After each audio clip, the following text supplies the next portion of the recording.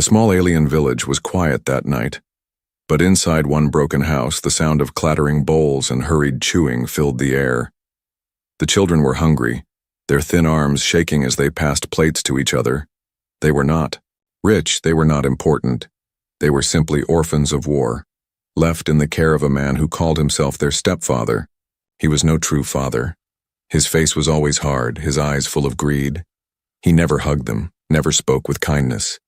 He only reminded them of his rules. His voice often thundered, "Eat what I give, no more, no less."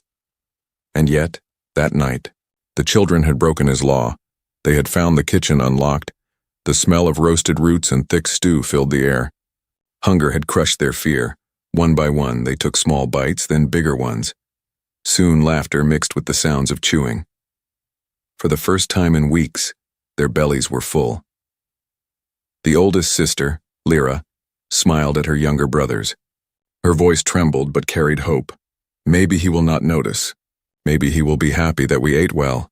But deep in her heart she knew the truth. Their stepfather never smiled when they were happy. The door slammed open. Silence fell. The children froze. Their bowls dropped to the floor. Standing in the doorway was the tall, cruel figure of their stepfather. His eyes burned as they locked onto the half-empty pot of stew. "You dared." His voice was like cold iron. He stepped inside, heavy boots shaking the floor. The youngest child whimpered, hiding behind Lyra, the man's face twisted in rage. "All we did was dine too much," Lyra whispered under her breath. Trying to shield the others, her words only fueled his anger. He grabbed the pot and threw it against the wall. The hot stew splashed, burning smell filling the air. His voice rose. "You greedy, useless mouths. You think food grows from the ground for free? You think I feed you so you can laugh while I suffer?" The children cried, some begging for forgiveness, but his fury had no end. He pointed at them with shaking hands. "I am finished with you. From today, you are no children of mine." His words were knives, cutting deeper than hunger ever had. He stormed out, slamming the door so hard the wooden frame cracked. His footsteps faded into the night, but his cruelty stayed heavy in the room. The children sat together in silence, the warmth of the stolen food now replaced with fear. Lyra held the youngest close, his small face wet with tears. "He left us," she whispered, her voice breaking. The middle brother clenched his fists. "Good, let him go. We don't need him. We can survive." But his voice shook with doubt. He was brave in words, but inside he was afraid of the cold, nights, the empty days, the endless hunger that was sure to return. They looked around the broken house. The shelves were empty. The fire had burned low. Outside, the stars shone bright, but they offered no comfort. The youngest asked, "Who will protect us now? Who will bring food?" His innocent eyes searched for an answer, but none came. The siblings clung together. Their small world had collapsed in one night. What had started as a feast ended as a curse. Lyra stared at the door, her heart heavy. Something inside her told her that this was only the beginning of their suffering, yet also the start of something she could not yet see. She whispered a silent promise. "I will protect you no matter what." But in her heart she feared. How could children survive in a world where even their own guardian abandoned them? The wind howled outside, rattling the broken shutters. Their stepfather was gone, and the night stretched long and merciless. None of them slept. Their stomachs were full, but their hearts were empty, and far away, unseen in the darkness, a pair of human eyes watched from the distance. Someone had noticed their cries. Someone who would change their fate forever. The house was empty now, colder than before. The cruel stepfather had left, and his shadow no longer filled the rooms. But the silence he left behind was heavier than his anger. The children sat together, in the dark, wrapped in thin blankets. Their bellies were still full from the stolen meal, but the fear of tomorrow pressed hard on them. Food for one night meant nothing when the future was a long road of hunger. Lyra, the eldest sister, looked at her brothers. Her eyes were tired, but she forced a brave smile.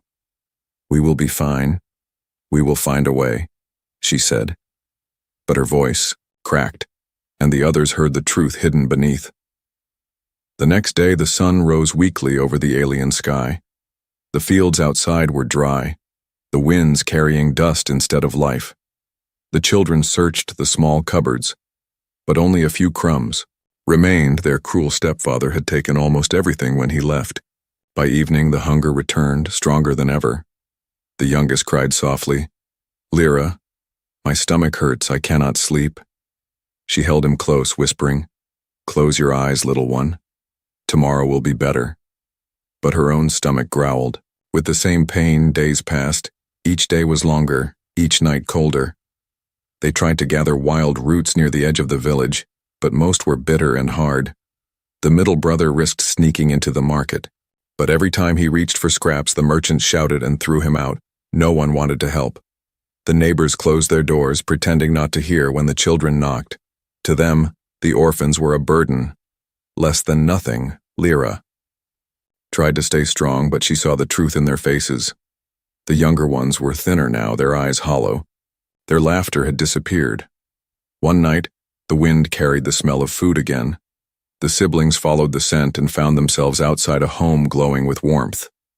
Inside, a family gathered around a full table, eating happily. The children pressed their faces against the window, their breath fogging the glass. The youngest whispered, "Why can't we be like them?" Lyra pulled him back quickly, afraid they would be seen. Her heart ached, but she held her tears. "We are strong. We will survive," she said, though she was no longer sure. The middle brother grew angry. He kicked at the dirt, shouting softly, "It is not fair. We did nothing wrong. We only ate too much and he left us to starve." His words echoed in the quiet street, but no one came. No one cared. That night, they huddled together under the broken roof. The stars above were sharp and cold. The youngest shivered, whispering, "What if we die like this? What if no one ever helps us?" Lyra pressed his small hand in hers.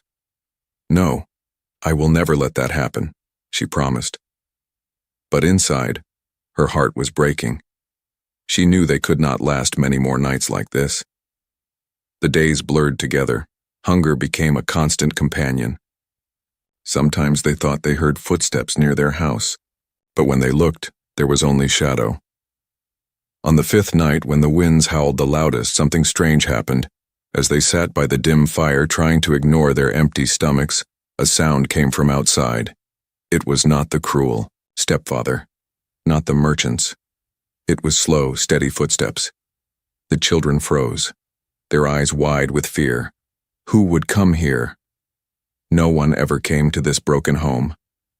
The door creaked open, and the children huddled tighter. Lyra stood, trembling, but ready to protect her brothers. Her voice shook. "Who's there?" A figure stepped inside, tall and broad, unlike anyone they had ever seen before. The firelight caught his face, human, with kind but tired eyes. His clothes were torn from travel, dust covering his boots. The youngest gasped softly, hiding behind. Lyra, the middle brother, clenched his fists, ready to defend with nothing but courage. The human looked at them for a long moment.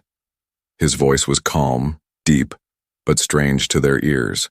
"I heard children crying," he said simply. "I followed the sound." He reached into his pack and pulled out something small. Wrapped food, warm bread, sweet fruit. The smell filled the room, and the children's eyes widened. Lyra shook her head, suspicious. "Why would you help us? You don't even know us." The human looked at her, his expression firm but gentle. "Because no one should go hungry, especially children." The fire crackled, the night silent again. But this time, the silence was different. Something had shifted. The children stared at the food, their hands shaking. The choice before them was heavy. Trust a stranger, or continue starving. And as the human placed the food down in front of them, his eyes never leaving theirs, a strange feeling grew. In the small room, something they had not felt in a long time, hope. The small fire flickered as the human sat silently in the corner of the broken room. The children stared at him, their eyes wide and uncertain. The smell of bread and fruit filled the air, tempting their empty stomachs. Yet none of them moved. Fear still chained their hearts. Lyra stood protectively in front of her brothers. Her voice was sharp though weak. "We don't need your pity," she said, but her trembling hands betrayed her courage. The human's face softened. He placed the bread closer. "It is not pity, little one, it is just food. Take it if you want, I will not force you." The youngest boy peeked from behind Lyra. His big eyes fixed on the bread, his lips moved silently, whispering hunger. Lyra saw the pain in his eyes, and her heart cracked. She picked up the bread with shaking fingers, broke it, and gave the first piece to her little brother. The boy's face lit up as he tasted it. He chewed quickly, tears streaming down his cheeks. "It's soft. It's real food," he whispered. The other children followed, reaching for the fruit and bread. For the first time in many nights, laughter, small and fragile, returned to the broken house. The human watched quietly, a faint smile tugging at his lips. He did not speak until they had eaten. Then his deep voice filled the silence. "My name is Daniel.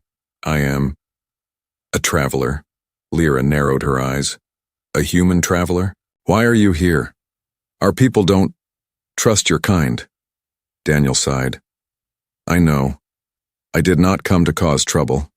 I was passing through when I heard you. Crying children should never be ignored." The middle brother, bold despite his fear, asked, "Do humans not have their own families to care for? Why would you help strangers?" Daniel's eyes grew distant as if remembering something painful. "Because once, long ago, I was a hungry child too. Someone saved me. Now it is my turn." His words silenced them. The children exchanged glances. Their stepfather had never spoken with such kindness. No alien in their village had ever looked at them with such warmth. Lyra felt her guard lowering, but a shadow of doubt still remained. "And when you leave, will you abandon us too? Like he did?"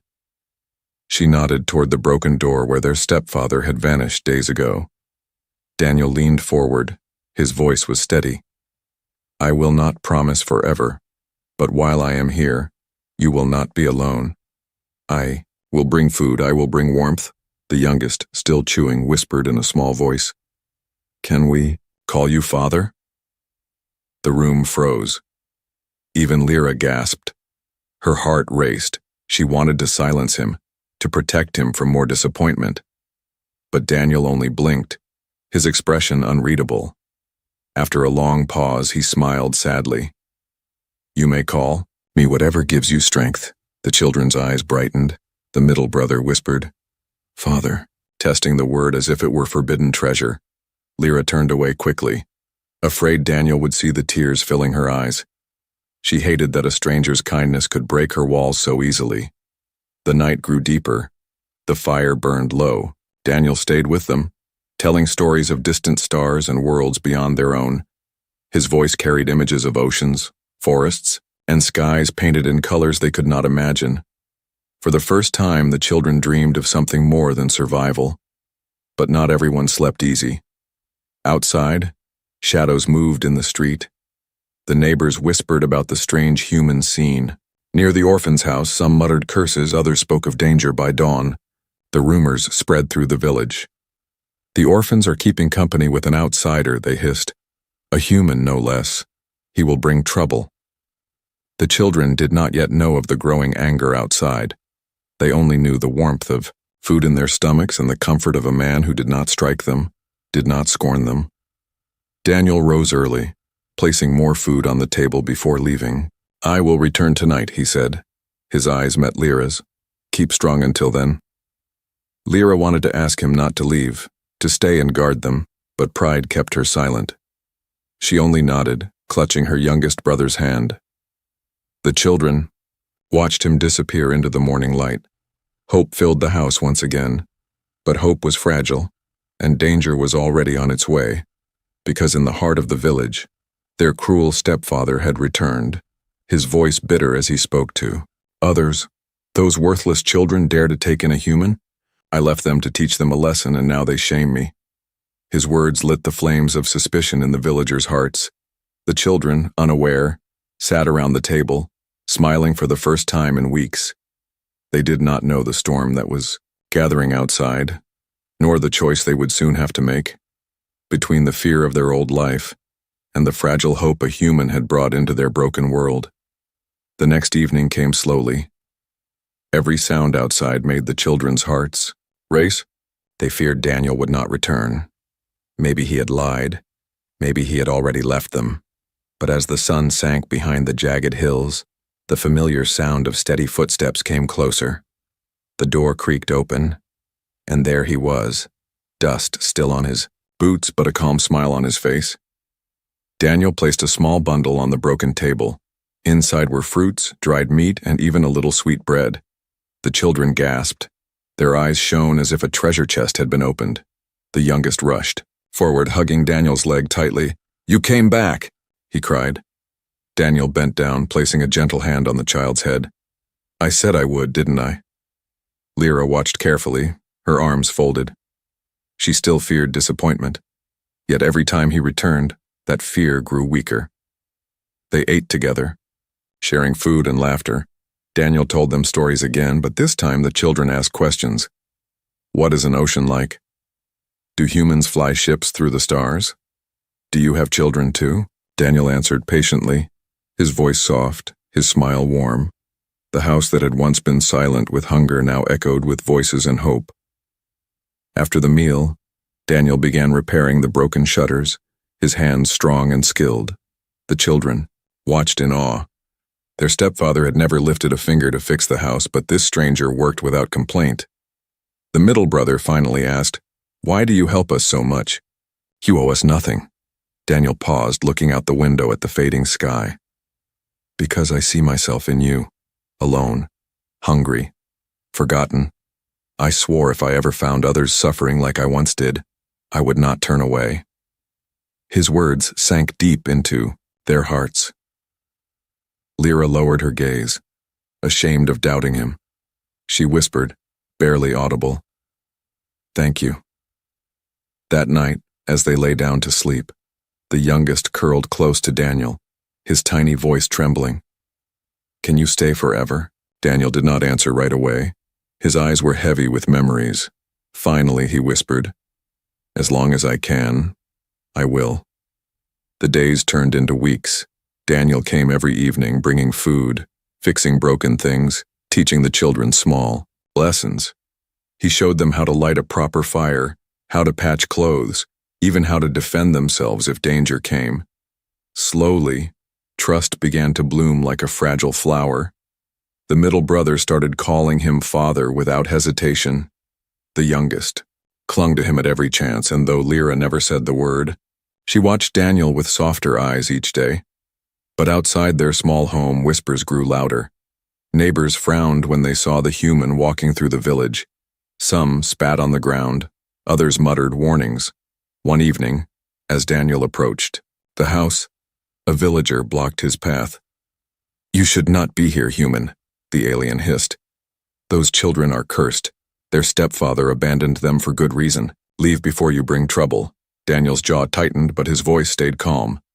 "Children are not curses. They are only hungry, only lonely," the villager sneered. "You will regret this."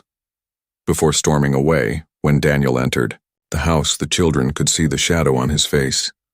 The middle brother asked, "What happened?" Daniel smiled weakly, shaking his head. "Nothing you need to worry about."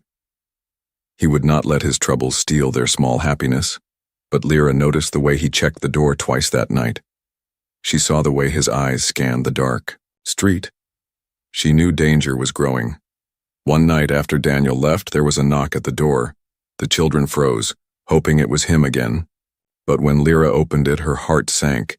Their stepfather stood there, his face twisted with anger and pride. "So it's true," he spat. "You have taken in a human like a stray dog." The children shrank back. The youngest hid behind Lyra. The middle brother glared. "You left us to die," he shouted. "Daniel saved us." The stepfather's eyes burned. "He is not your father, I am, and I will not have my blood shamed by this outsider." He raised his hand as if to strike, but Lyra stepped forward, her voice steady. "We will never go back with you. We are his children now." The stepfather's hand froze in midair, his fury shook the walls. "Then you choose a human over your own kind," he growled. His voice promised vengeance. He stormed away into the night, his threats echoing. The children trembled long after he was gone. Lyra held her brothers close, whispering, "Stay strong, we are not alone anymore." But deep inside, she knew the storm was only beginning. Their cruel stepfather would not stop, and the village would not stay silent. Still, when Daniel returned the next day, his smile and his strength washed away their fears. For in his presence the broken house felt like a home. For the first time the children began to believe that maybe, just maybe, trust could grow into something greater. The days after the stepfather's return were heavy with tension. The children no longer laughed as freely. Even the fire in their small home seemed weaker. Shadows of fear followed them everywhere. Daniel noticed it the moment he entered. The youngest clung tighter to his leg. The middle brother sat with clenched fists, and Lyra's eyes darted to the window again and again. "What happened?" Daniel asked, setting down his bag of food. Lyra's lips trembled, but she spoke. "He came back, our stepfather. He knows you are here. He threatened us." Daniel's jaw tightened. His voice grew firm. "Listen to me. He will not touch you. Again, not while I am here." The words gave them comfort, but outside the walls whispers grew sharper. Villagers gossiped at wells. Merchants muttered in the markets. The orphans live with a human now. Their stepfather was right. They bring shame. That outsider will bring danger to us all. The children could hear the stares when they walked the streets, doors shut in their faces. No one sold them food anymore. Daniel alone carried the weight of feeding them. One evening, as Daniel returned with supplies, he found a crowd gathered outside the house. The villagers' faces were twisted with anger, their voices harsh. "Human, leave our village." One shouted. "You do not belong here," hissed another. "Those children are ours, not yours." Daniel stepped forward calmly. His eyes met theirs without fear. They were abandoned. They were starving. "You all turned away. I will not." The crowd roared with rage. Stones clattered against the ground near his feet, but he did not move. His voice carried above the noise. "Do not speak of blood and honor when you left children to die." The villagers hesitated. Some looked away in shame, but others shouted, louder. The stepfather pushed to the front, his face red with fury. "You dare challenge me in my own village? You dare call yourself their father?" Daniel's hand rested on the youngest boy's shoulder, steady and strong. "I don't just call myself their father," he said firmly. "I live as one." The children's hearts pounded. Their stepfather's threats were fire, but Daniel's words were a shield. The stepfather sneered. "You think you can protect them? The council will hear of this. The whole village will know you are nothing but a parasite clinging to orphans." He stormed away, and the crowd slowly followed, leaving curses in the air. That night the children sat in silence. The youngest whispered, "Will they take us away?" Daniel knelt before him, his voice steady. "Not while I draw breath." The middle brother clenched his fists. "Why do they hate us? Why do they hate you?" Daniel sighed. "Because fear is easy. They fear what they do not understand. They fear humans. They fear love that does not follow their rules." Lyra's voice was quiet but sharp. "Then they will never accept us. Will you still stay even if the whole world stands against you?" Daniel looked at her, his eyes unwavering. "Yes." But the world's weight was heavy. The next morning, the village council summoned Daniel and the children. The great hall was crowded, voices hissing as they entered. The council leader, an old alien with eyes like stone, banged his staff. "Human," he began. "Your presence here breaks the balance. You disrupt the village with your false claim to fatherhood. Leave now and there will be peace." Daniel's voice was calm but strong. "Peace built on cruelty is no peace at all. These children were abandoned. I gave them food, shelter, hope. That is what a father does." The stepfather rose, pointing a shaking finger. "They are my blood, my right." The children cried out together. "No, you left us, you don't love us, you are no father." The hall echoed with their voices. The villagers shifted uncomfortably. Some whispered in agreement, others shouted in anger. The council leader slammed his staff again. "Enough! If you claim to be their father, human, then prove it. Protect them not only from hunger but from danger, from shame, from the world itself. Do you accept this burden?" Daniel's voice did not tremble. "I accept." The council dismissed them. But the storm outside was louder now. Some villagers hurled insults as they left. Others simply turned their backs. The children clung to Daniel. Their trust was strong, but fear lingered in their eyes. Lyra whispered, "They will not stop until you are gone." Daniel looked down at them, his face calm, his eyes fierce. "Then let them come. They will learn what it means when a human chooses to be a father." The night that followed was tense. The stepfather gathered men, their torches burning in the dark. They marched toward the broken house with voices like thunder. Inside, the children trembled. Lyra's heart raced.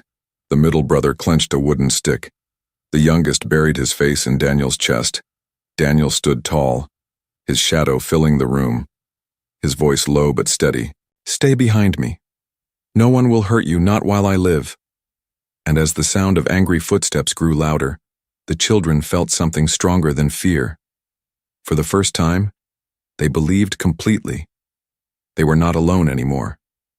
The night was alive with fire. Torches flickered in the hands of angry villagers as they marched toward the broken house. Their voices rose like a storm. "Human, leave our land. Give the children back." Inside, the children huddled together, their small hands clutching each other. Lyra held her brothers close, but her eyes never left Daniel. He stood tall before the door, his shadow stretched across, the room calm but unshakable. He did not move even as the shouts grew louder. The wooden door shook under pounding fists. Then the cruel voice of their stepfather pierced the night. "Come out, human. You have no right to steal what is mine." Daniel opened the door slowly, stepping into the glow of firelight. His figure was calm against the furious crowd. "I did not steal them," Daniel said firmly, his deep voice carrying through the noise. "You abandoned them. You left them to starve. I gave them food, warmth, and love." The crowd hissed, some shouted, some hesitated. The stepfather pushed forward, rage twisting his face. "They are my blood. My name is theirs. You cannot replace me." Daniel's eyes burned. Being a father is not blood, it is sacrifice, it is care, it is standing between children and the world's cruelty. "Can you say you ever did that for them?" The villagers murmured. Some looked away, but the stepfather roared, "Enough. I will take them back even if I must drag them." He lunged forward, but Daniel stepped in his path. His arm caught the man's wrist with unyielding strength. The crowd gasped. Daniel's voice was steady. "If you want to hurt them, you will have to go through me." The stepfather snarled, pulling free. He grabbed a heavy staff from one of the men and swung at Daniel. The strike cracked against Daniel's shoulder, but he did not fall. He held his ground, his face unmoved. The children cried out, "Father!" Their voices cut the night. Their stepfather froze, rage flickering into something else. Shock, jealousy, pain. Daniel's fist clenched, but he did not strike. Instead, his words were sharper than any blow. "You hear them? They call me father because I chose to be one. You had the chance and you threw it away." The stepfather roared again, swinging harder. Daniel caught the staff this time, snapping it in half with his bare hands. The sound echoed like thunder. The villagers fell silent. Even the torches seemed to flicker weaker. Daniel dropped the broken wood, his eyes sweeping over the crowd. "You call me outsider, you call me parasite, but tell me, when these children cried for help, where were you? Who fed them? Who gave them hope?" The silence grew heavier. Some lowered their torches, shame creeping into their faces, but the stepfather would not stop. He charged again, his fists swinging wildly. Daniel stepped aside, catching him by the collar. With one push, the man stumbled to the ground. His pride shattered more than his body. Daniel stood over him, his voice calm but fierce. "You are no father. You are only a man who walked away." The stepfather gasped, his rage broken by the weight of truth. He tried to rise, but no one offered him a hand. Even the villagers looked at him with disgust now. Lyra stepped forward, her voice trembling but strong. "We do not belong to you. We never did. Our real father is the one who stayed."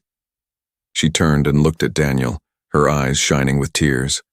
"And that is him." The crowd shifted, murmurs turning to silence. The children clung to Daniel, their voices rising together. "Father, father, father." The stepfather staggered back, his pride crushed, his eyes wild. "You will regret this," he spat before vanishing into the darkness. The villagers stood uncertain, divided between old fears and new truths. Their council leader stepped forward, his staff striking the ground. "This matter is not finished, human. Tomorrow, the council will decide. For now, take the children inside." Daniel nodded, his face calm, but his heart heavy. The children's arms wrapped around him, refusing to let go. Inside the house, silence returned. The fire burned low, but warmth filled the room where fear had lived. The youngest boy whispered against Daniel's chest, "You didn't let him take us. You really are our father?" Daniel hugged them tighter, his voice low but steady. "No one will ever take you from me." But outside, the council's decision loomed like a storm waiting to break. The confrontation had ended, but the final test was yet to come. The morning came heavy with silence. The air in the village carried whispers. Neighbors peered from their doors as Daniel and the children walked toward the council hall. Their steps were slow, but their hearts beat fast. Inside the hall, torches burned along the stone walls. The council members sat high on their benches, their faces stern. The villagers crowded behind, their voices buzzing with curiosity and anger. At the center stood Daniel, tall and calm. The children clung to his sides. Lyra, steady but pale, the middle brother tense, the youngest holding Daniel's hand with trembling fingers. The council leader struck his staff. "This matter concerns the entire village. A human has taken in abandoned children. He calls himself their father, but blood ties say otherwise. Today we decide." Murmurs filled the room. Some shouted, "He must leave." Others whispered, "But he saved them." The cruel stepfather stepped forward, his face full of pride and venom. "They are mine by blood. He has no claim. He poisoned them against me. A stranger cannot be their father." Daniel's voice cut through the noise, firm and clear. "I did not poison them. I fed them. I warmed them. I stayed when he left. I did what a father should do." The middle brother shouted, "He is our father, not you." His small voice echoed in the hall, drawing gasps from the villagers. The stepfather's rage grew. "You are children. You know nothing." But then Lyra stepped forward, her voice trembling yet strong. "We know enough. We know who abandoned us and we know who stayed. Blood means nothing without love." The council leader leaned forward, his ancient eyes sharp. "Child, do you truly choose this human over your own kin?" Lyra's chin lifted, her voice firm. "Yes, we all do." The youngest, his voice small but powerful, cried out, "He is our real father because he loves us." The hall fell silent. The words of children carried more weight than any argument. Even the villagers who doubted felt their hearts stir. The stepfather sneered, "This is madness. They are mine." Daniel's eyes narrowed, his voice was steady steel. "You speak of ownership, I speak of care. They are not possessions, they are lives, and I will protect those lives until my last breath."